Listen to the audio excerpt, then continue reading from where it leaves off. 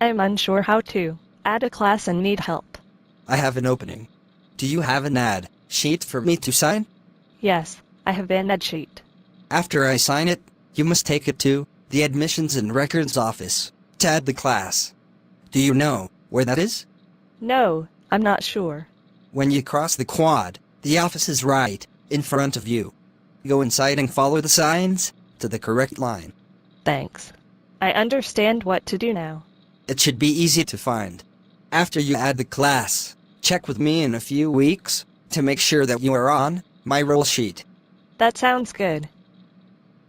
Good, just make sure that you do the same thing if you ever need to drop a class. Good luck.